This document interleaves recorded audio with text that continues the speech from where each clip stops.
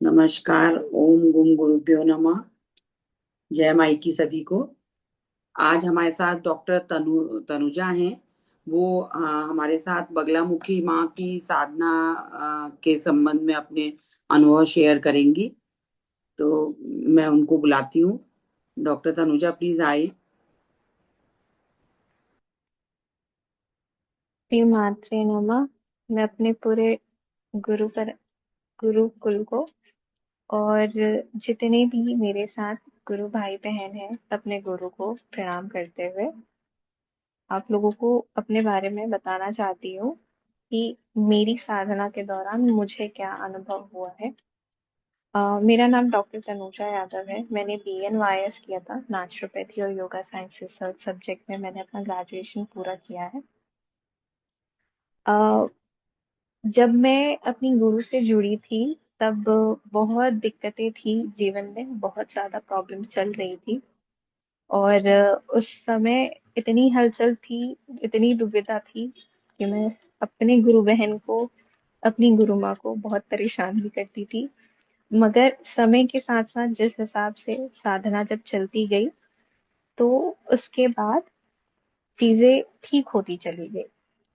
और यही एक अनुभव जो मैं आप लोगों से शेयर करना चाह रही हूँ कि जो मुझे चाहिए था, जहाँ पर पे मैं काम करती थी, उसके बाद होता है कि हम आगे अपने लाइफ में और अचीव करें।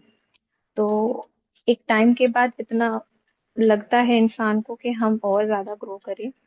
तो 4 महीने तक मैं उसी प्रयास में लगी रही कि जहां मैं चाहती हूँ, मैं जहां अपना काम करना चाहती हूँ, आगे अपना करियर बनाना चाहती हूँ।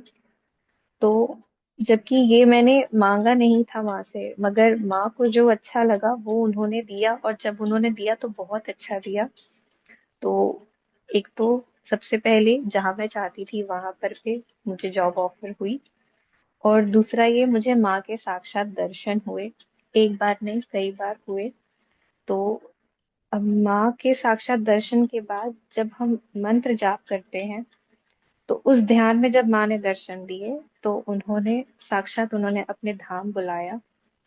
जैसे कि मेरी गुरु कहती हैं कि जिस हिसाब से जब हम साधना करते हैं और माँ भाव की भूखी होती हैं, जैसे हमें भगवान की जरूरत होती है, हम भगवान को ढूंढते हैं, वैसे ही भगवान अपने भक्तों को भी ढूंढते हैं, वो भी उनके भाव के, उनके प्रेम के भूखे होते हैं।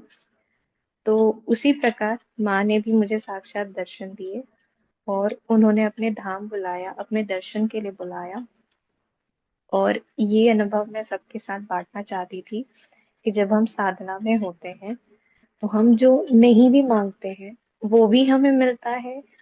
जो माँ को अच्छा लगता है वो वो हमें देती हैं। तो मेरे मतलब मेरी आप सबसे यही रिक्वेस्ट होगी कि जब आप साधना में आते हैं, सबका अपना एक पर्पस होता है। किसी को अपनी मनोकामना के लिए मतलब साधना शुरू करनी होती है, कोई मोक्ष के लिए साधना शुरू करता है, कोई गुरु को पाने के लिए साधना शुरू करता है, कोई सीखने के लिए शुरू करता है। सबके अपने कारण होते हैं। लेकिन जब हम साधना करते हैं तो उसके बाद हमें समझ में आता है कि किसी लालच के बिना जब हम साधना करते हैं, किसी भी मोह के बिना जब हम साधना करते हैं, तो वो बहुत फलीभूत होता है, मतलब बहुत ज्यादा परिपूर्ण होता है। वो हमें फलता है, मतलब बहुत हमें उसके अच्छे रिजल्ट्स देखने को मिलते हैं, और ये सबके एक्सपीरियंसेस खुद ही बताते हैं। मैं भी अपनी एक विश के थ्रू ही आई थी साधना में। मैं बहुत परेशान थी, मुझे बहुत अलग थॉट्स आते थे जो कि अच्छे नहीं थे।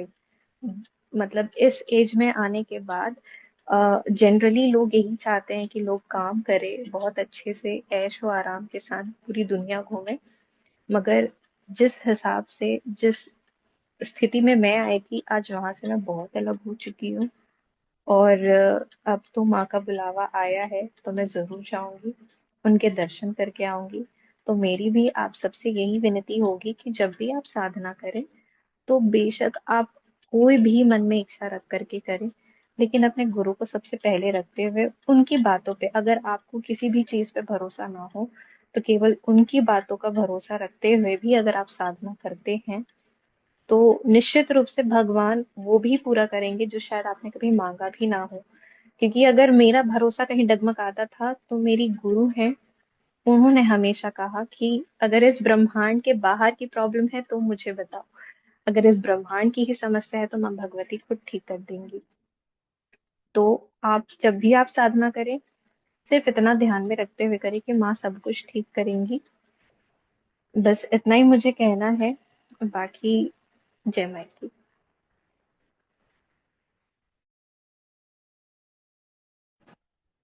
बहुत बढ़िया। बहुत बहुत अच्छा अनुभव है आपका। और इतनी कम उम्र में इतनी अच्छी साधना पद पे हैं आप। जगदम्बा आपको सब कुछ दें जो आप चाहती हैं। आपको भी, सभी को, थैंक यू, थैंक यू सारे सो गुरु मच। परिवार को।